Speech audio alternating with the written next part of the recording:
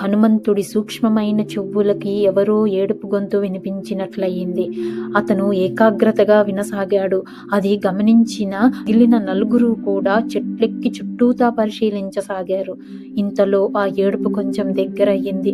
అది నేల మీద కాదు, ఆకాశం నుంచి వస్తుంది అని అనిపించింది. అదేమిటా అనుకుంటూ వాళ్ళు ఆకాశంలోకి చూశారు.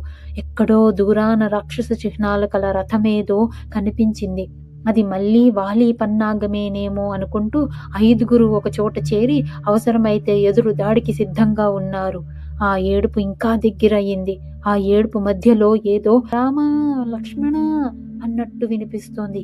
ఇది ఎవరి పేర్లా అనుకుంటూ ఉండగానే పైనుంచి ఒక మూట సరాసరి వీళ్ళ మధ్యలో వచ్చి పడ్డది. వాళ్ళు ఒక్కసారి ఆ మూట వంక చూశారు. మరోసారి ఆకాశంలో రథం వంక చూసే లోపలే ఆ రథం మెరుపులాగా ఆకాశంలోకి దక్షిణ దిశగా దూసుకుపోయి క్షణాల్లో కనుమెరుగైపోయింది.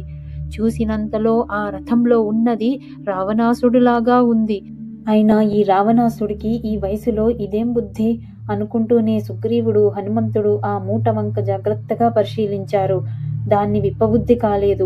పైకి ఏమీ అర్థం కాలేదు. ఆ రావణాసుడు వాళ్ళకి కొత్తవాడేమీ కాదు. సుగ్రీవుడు అన్న అయిన వాలీతో తన్నులు తిని చివరికి వాలీతో సంధి చేసుకుని స్నేహంగా అప్పుడప్పుడు వచ్చిపోయే మనిషేవాడు.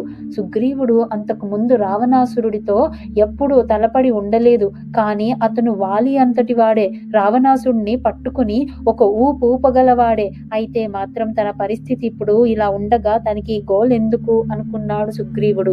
పోనీలే, ఈవిడ తాలూకా మనుషులు ఎవరైనా వచ్చి అడిగితే వాళ్ళకి ఈ మూట ఇద్దాములే అనుకుంటూ వాళ్ళు దాన్ని ఒక గుహలో జాగ్రత్త చేశారు. ఇలా ఉండగా కొద్ది రోజుల్లోనే రావణాసుడు దొంగచాటుగా వచ్చి దశరథ పుత్రుడైన రాముడి భార్యను అపహరించుకుపోయాడని వార్త వచ్చింది. అది వినేసరికి హనుమ, సుగ్రీవులకు తాము ఆకాశంలో చూసిన సంఘటన గుర్తుకొచ్చింది. కానీ ఆమె ఏమో కాదో అవునో కాదో అనుకుని వారు ఊరుకుండిపోయారు. ఒకరోజు పంపానది సరస్సు తీరాన ఆంజనేయుడు అలా ఆస్వాదిస్తూ ఉండగా 2 దృఢకాయులు ధనుస్సులు ధరించి అక్కడ తిరుగుతూ కనిపించారు. ఎందుకోగాని అంత దూరం నుంచి చూసిన వాళ్లను చూసేసరికి హనుమంతుడికి హృదయం చల్లబడింది. సుగ్రీవుడు మాత్రం భయంతో బెంబేలెత్తి గుహలోకి వెళ్లి దాక్కున్నాడు. అప్పుడు సుగ్రీవుడు, హనుమంతుడు సంభాషణ ఇలా జరిగింది. హనుమంతుడు: ఎందుకయ్యా అంత భయపడతావు? సుగ్రీవుడు: ఆ కొత్త వాళ్ళిద్దరిని చూశావా? ఆ నడక చూస్తుంటే వాళ్ళు పరాక్రమం తెలుస్తోంది. వాళ్ళు రాక్షసులైనా సరే ముక్కలు ముక్కలు చేయగలరు. చేయనీవయ్యా, మనకేమి నష్టం? అలా మాట్లాడతావేమిటి? వాళ్ళు మానవులు, నరులు. వాళ్ళకి ఇక్కడ పనేమిటి? మా అన్నయ్యే వాళ్ళని పంపించుంటాడు, మనల్ని చంపడానికి పంపించాడేమో అన్నాడు. దానికి హనుమంతుడు: అది కాదయ్యా, దశరథుడి కుమారులెవరో భార్య కోసం వెతుక్కుంటున్నారని విన్నాము కదా. లోపు సుగ్రీవుడు అతన్ని ఆపేసి: నీ ఆలోచనలు ఎప్పుడూ ఇంతే. వాళ్ళేమో క్షత్రియులు, రాజపుత్రులు, వీళ్ళేమో ఋషిపుత్రుల్లాగా ఉన్నారు. వాళ్ళు వీళ్ళెందుకవుతారు? సుగ్రీవుడిలా హనుమంతుడు తెలివిని తక్కువ చేసి మాట్లాడేసరికి హనుమంతుడు నిజంగానే మెత్తబడిపోయాడు. సుగ్రీవుడు చెప్పింది నిజమేనేమో అనిపించింది.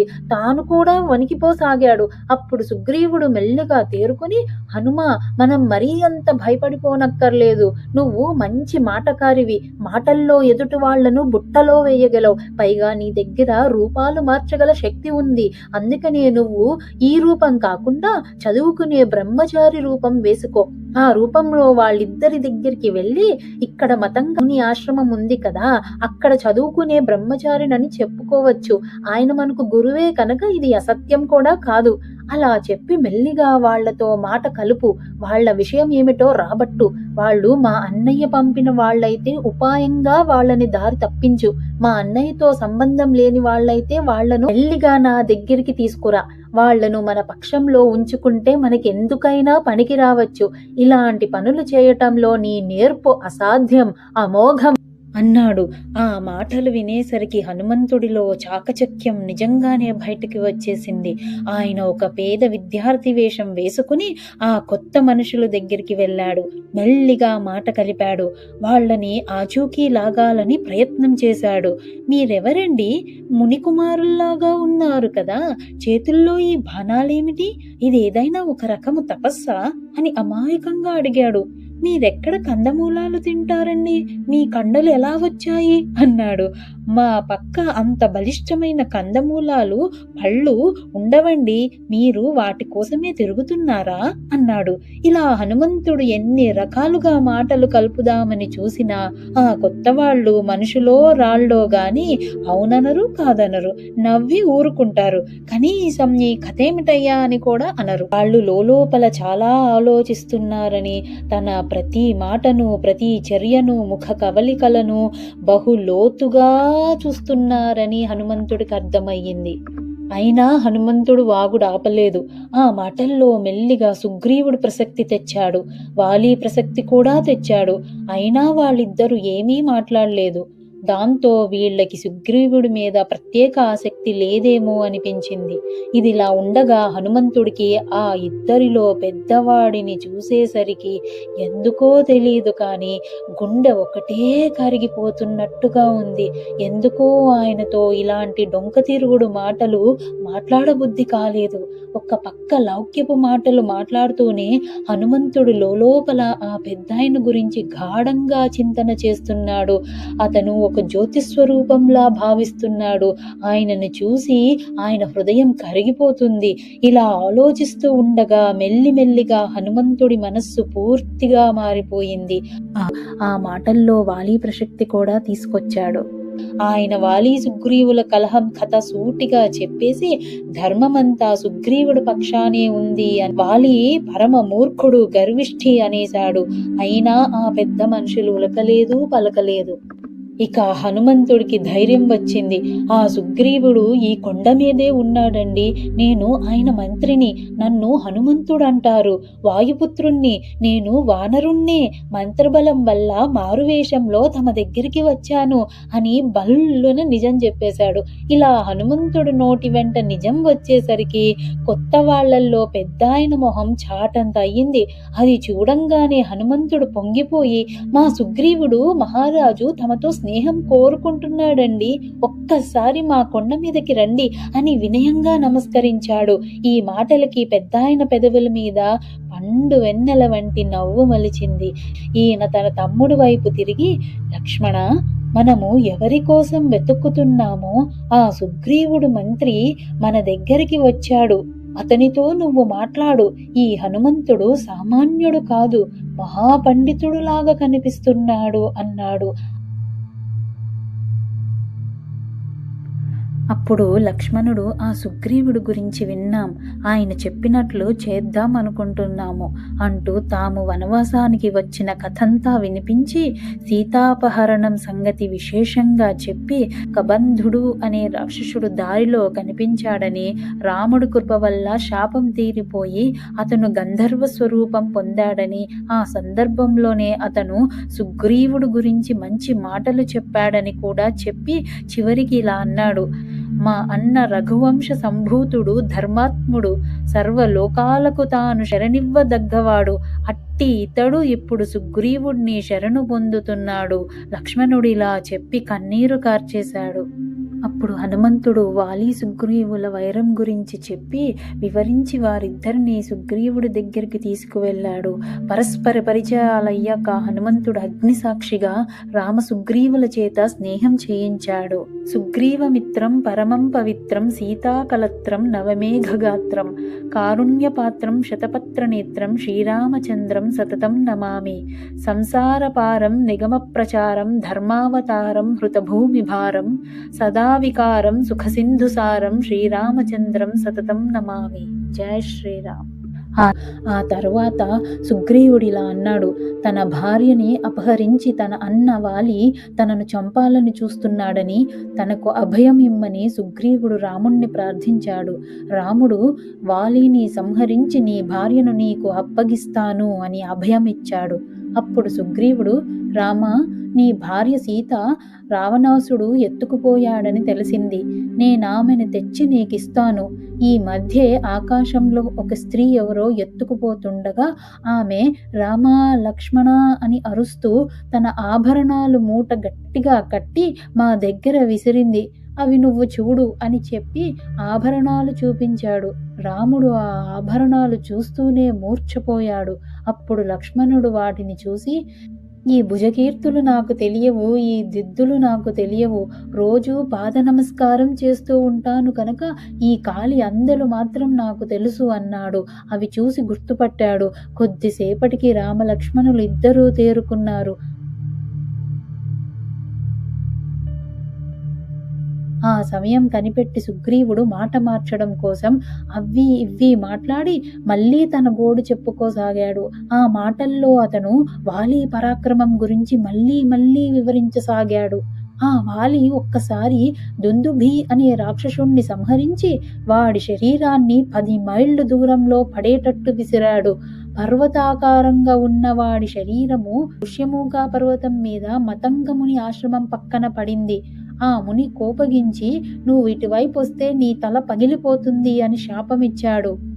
అప్పుడు పడ్డ ఆ అస్థిపంజరం ఈనాటికి అక్కడ మరో కొండలాగా ఉంది. సుగ్రీవుడు రాముణ్ణి తీసుకువెళ్ళి దాన్ని చూపించాడు. అది నిజంగానే కొండంత ఎత్తుగా ఉంది. అలా వాలి యొక్క పరాక్రమాన్ని మరీ చెప్తుండగా మొత్తం మీద సుగ్రీవుడికి రాముడి బలం మీద సందేహం ఉంది అని తెలిసింది. రాముడు అది గ్రహించి నవ్వి ఒక అస్థిపంజరాన్ని తన కాలి బొటన వేలుతో కదిలించాడు. అది 10 యోజనాలు దూరంలో పడేటట్టుగా చిమ్మాడు. అయినా సుగ్రీవుడికి నమ్మకం కుదరలేదు. అక్కడ పెద్ద సాల వృక్షాలు 7 ఉన్నాయి. వాటిలో ఒకే ఒక దాన్ని బాణంతో పడగొట్టమని అడిగాడు. అయితే రాముడు ఒకే బాణంతో 7 చెట్లను కూల్చేశాడు. అప్పటికి సుగ్రీవుడికి విశ్వాసం కలిగింది.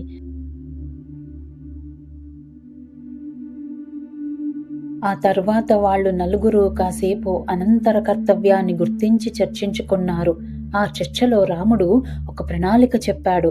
ఆ ప్రణాళిక ప్రకారం రాముడు అప్పటికప్పుడే లక్ష్మణ సుగ్రీవులను వెంట పెట్టుకుని కిష్కిందాకు వెళ్ళాడు. సుగ్రీవుడు ఊరి బయట నిలబడి గట్టిగా అరిచి అన్నను యుద్ధానికి రమ్మన్నాడు. అయితే రామలక్ష్మణులు చెట్లు చాటుగా నిలబడ్డారు. హనుమంతుడు అక్కడికి రావద్దన్నారు. వాలి తమ్ముడి అరుపులు విని రెచ్చిపోయి యుద్ధానికి దూకాడు. వాలి సుగ్రీవులు యుద్ధం మొదలయ్యింది. వారిద్దరూ ఒకే రకంగా ఉండడం వల్ల రాముడికి తేడా కనిపెట్టలేకపోయాడు. అందుచేత బాణం వేయలేకపోయాడు. సుగ్రీవుడు బాగా తన్నులు తిని మళ్ళీ ఋష్యమూక పర్వతం మీదకి పారిపోయాడు. జరిగిన అవమానానికి సుగ్రీవుడు చాలా బాధపడ్డాడు. కానీ రాముడు అతన్ని బాగా ఓదార్చి తను బాణం వేయని కారణం చెప్పి గుర్తు కోసం సుగ్రీవుడికి ఒక గజ పుష్పమాలికలను వేయించి మళ్ళీ యుద్ధానికి తీసుకుపోయాడు. వాలి మళ్ళీ యుద్ధానికి బయలుదేరాడు. అతని భార్య తార చాలా మేధావి, ధర్మాత్మురాలు. ఈ మాట ఆమె భర్తకు అడ్డం పడి, ఇప్పుడే ఓడిపోయిన సుగ్రీవుడు మళ్ళీ వచ్చాడంటే వెనకాల ఎవరిదో బలం ఉండి ఉండాలి. దశరథుడి కొడుకైన రాముడు అతనికి అండగా వచ్చాడని వార్తలు వచ్చాయి కదా, కనుక నువ్వు యుద్ధానికి వెళ్ళొద్దు అని బతిమాలింది. వాలి ఆమెను మందలించి, రాముడు ధర్మజ్ఞుడు, ఏ అపకారం చేయని నాకు అతను అపకారం ఎందుకు చేస్తాడు అంటూ మొండిగా యుద్ధానికి వచ్చాడు. ఈ మాట వాలి సుగ్రీవుల యుద్ధంలో మళ్ళీ సుగ్రీవుడు ఓడిపోతుండగా చెట్టు చాటున నిలబడ్డ రాముడు ఏ బాణం వేయాలా అని ఆలోచించి ఒక ప్రత్యేక బాణముతో వాలిని గురిచూసి కొట్టాడు. ఏ అస్త్రాలకి లొంగని వాలి ఒకేసారి ఆ బాణం దెబ్బతో నేల కూలిపడ్డాడు.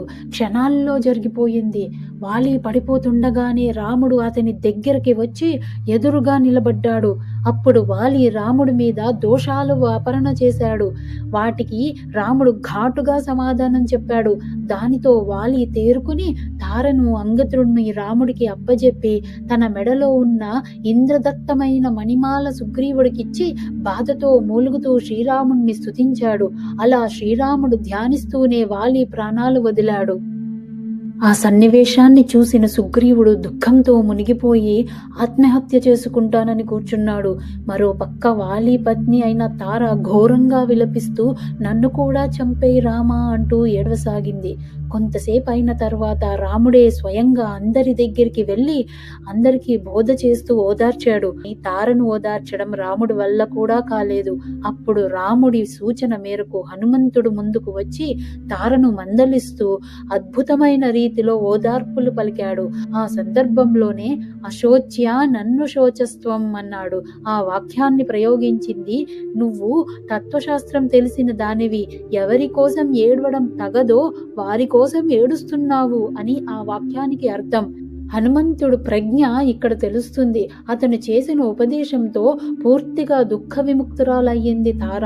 తర్వాత రాముడు సుగ్రీవుడితో ఇలా మాట్లాడాడు. సుగ్రీవ, నేనిప్పుడు వనవాసంలో ఉన్నాను కాబట్టి నగరంలోకి రారాదు, కనుక ఈ కొండ మీదే ఉండిపోతాను. ఇప్పుడు వానాకాలం వచ్చింది. ఈ 4 నెలలు యుద్ధానికి అనువైన సమయం కాదు. శరదృతువు రాగానే సీతా అన్వేషణకై నువ్వు ప్రయత్నం చెయ్యాలి. ముందు నీ రాజ్య వ్యవహారాలు సర్దుకొని శరదృతువు రాగానే ఆలస్యం చెయ్యకుండా నీ మాట నిలబెట్టుకో అన్నాడు. అప్పుడు సుగ్రీవుడికి మళ్ళీ రాజ్యం వచ్చింది. ఈ మాటు నిష్కంఠమైన రాజ్యం వచ్చింది.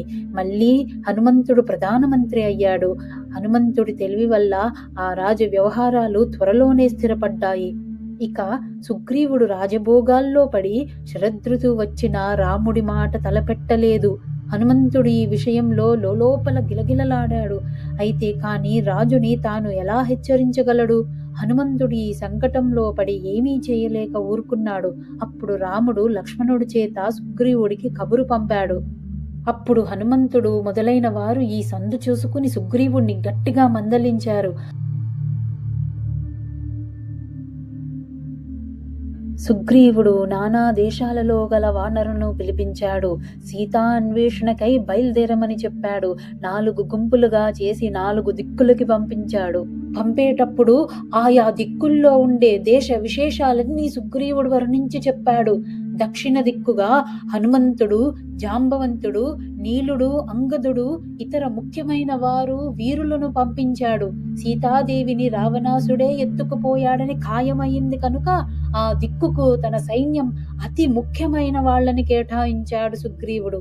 పదవి ప్రకారం ఆ గుంపులో నాయకుడు యువరాజైన అంగదుడు.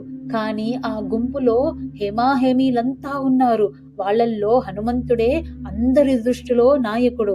దానికి తోడు రాముడు హనుమంతుణ్ణి విడిగా పిలిచి తన పేరు వ్రాసి ఉన్న ఉంగరాన్ని ఇచ్చి, నీవు సీతను చూసినప్పుడు ఆమెకు ఈ ఉంగరాన్ని ఇస్తే నిన్ను నమ్ముతుంది అన్నాడు.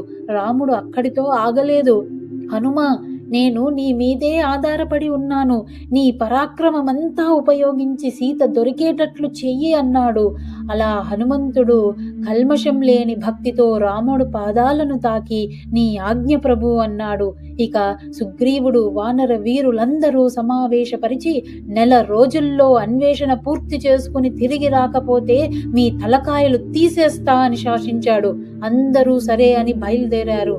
దక్షిణ దిక్కుకు పోయిన వారు తప్ప మిగిలిన వారంతా 1 రోజుల్లో తిరిగి వచ్చి సీత దొరకలేదని చెప్పారు. హనుమంతుడు, అంగదుడు, నీలుడు, జాంబవంతుడు వీళ్ళంతా దక్షిణ దిక్కుగా వింధ్యాపర్వత ప్రాంతాల్లో సీత కోసమై వెతుకుతూ ఉండగా ఒక దగ్గర వాళ్ళకి తడిసిన రెక్కలు గల పక్షులు రావడం గమనించారు. ఆ పక్షులు ఎక్కడి నుంచి వస్తున్నాయా అని చూశారు. అది ఒక గుహలో నుంచి వస్తున్నాయి. వారంతా ఆ గుహ వైపుకి ప్రయాణం చేసి ఆ గుహలోకి ప్రవేశించారు. ఆ గుహ చాలా పొడుగ్గా ఉంది. చాలా దూరం పోగా తేజశ్శాలి అయిన ఒక వృద్ధ తపస్వి కనిపించింది. ఆమె పేరు స్వయంప్రభ. ఆ గుహ హేమ అనే అప్సరసది. దానికి కాపలాగా స్వయంప్రభ ఉంది. ఆమె ప్రభావం వల్ల ఆ గుహలోకి ప్రవేశించిన వారెవ్వరూ బయటికి పోలేరు. వీళ్ళని చూసిన స్వయంప్రభ, ఎవరు మీరు, ఇక్కడికి ఎందుకు వచ్చారు అంది.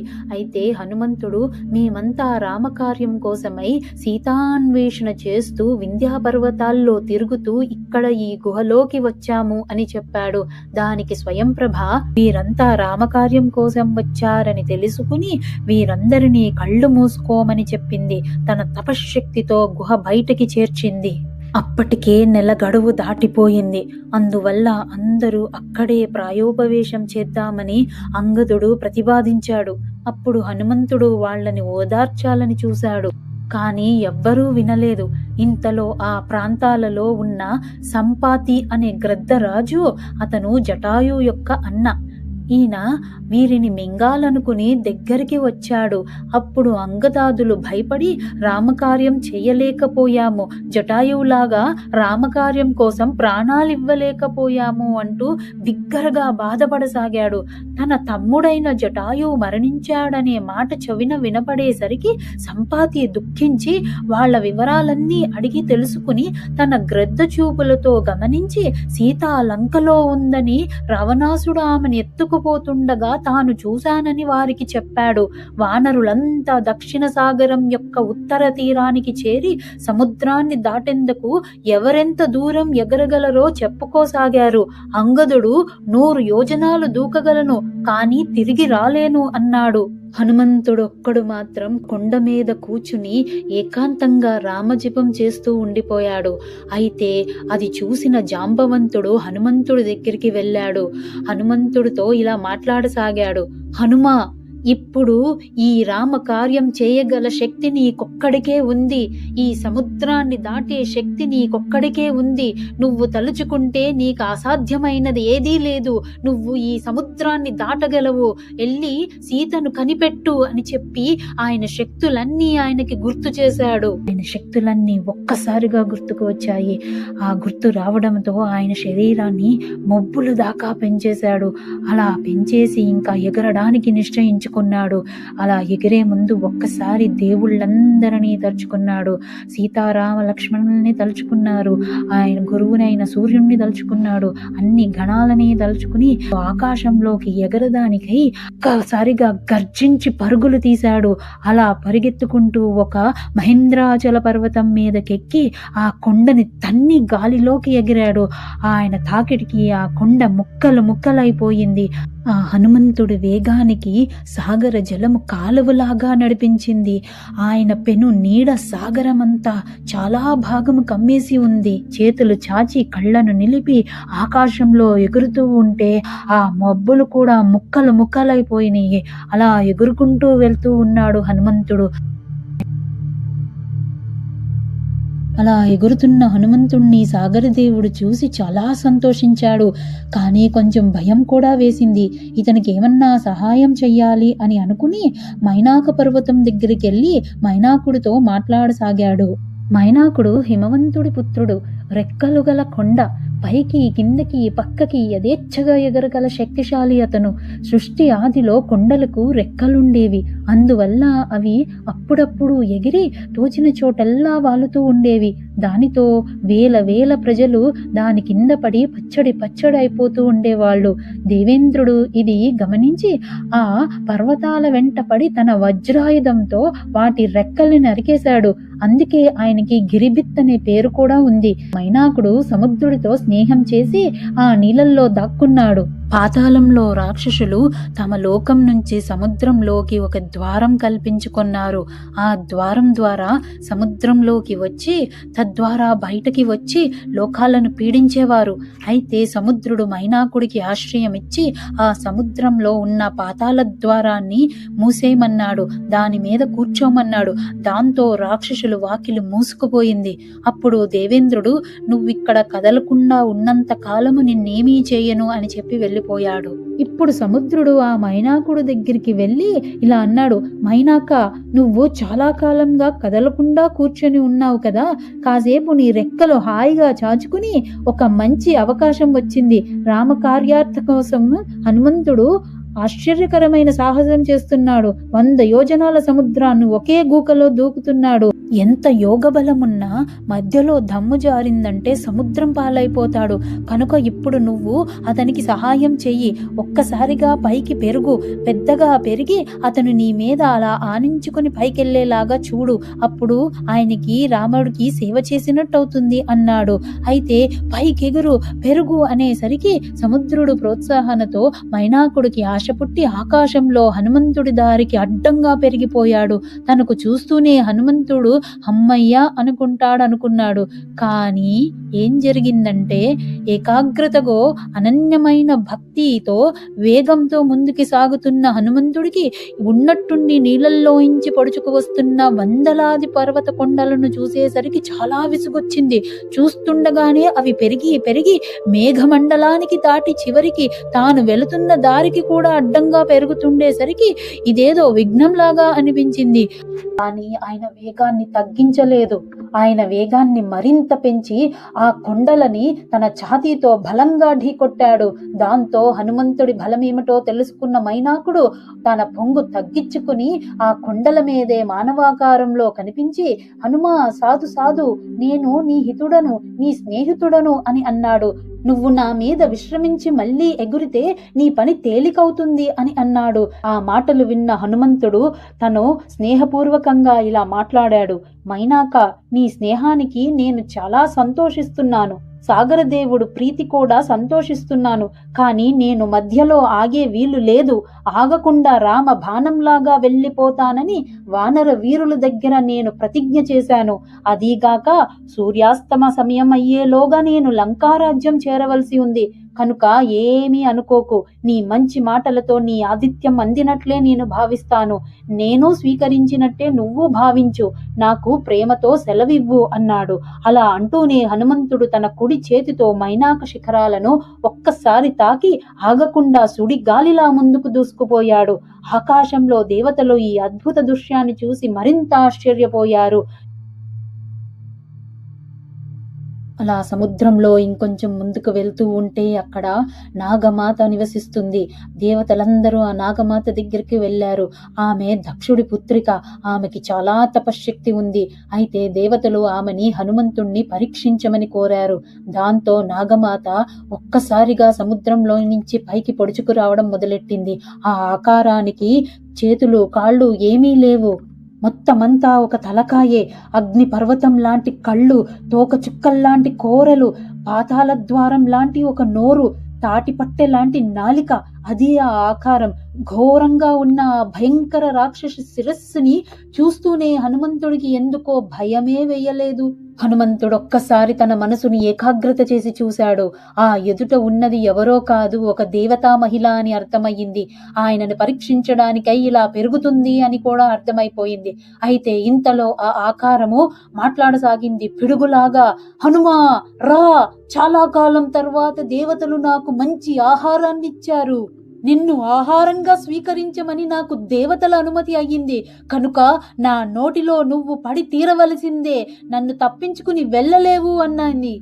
అయినా హనుమంతుడికి వ్యతిరేక భావం కలగలేదు. ఆయన చేతులు జోడించి నమస్కరించి, మాతా దక్షపుత్రి, నీకు నమస్కారము. నేను రామ కార్యార్థమై రామదూతనే వెళ్తున్నాను. ఇది రామరాజ్యం. ఆయన రాజ్యంలో నువ్వు కూడా ఉన్నావు. ఆయన కార్యానికి నువ్వు కూడా సహాయం చెయ్యి. అది నీ ధర్మం అన్నాడు. కనుక నా దారికి అడ్డు రాకు అన్నాడు. ఆ మాటలు వింటూనే సురసాదేవి పెద్దగా హూంకరించింది. నువ్వు నా నోట్లో పడక తప్పదు. ఆ దేవేంద్రుడు నాకు నిన్ను ఆహారంగా ఇచ్చాడు అనింది.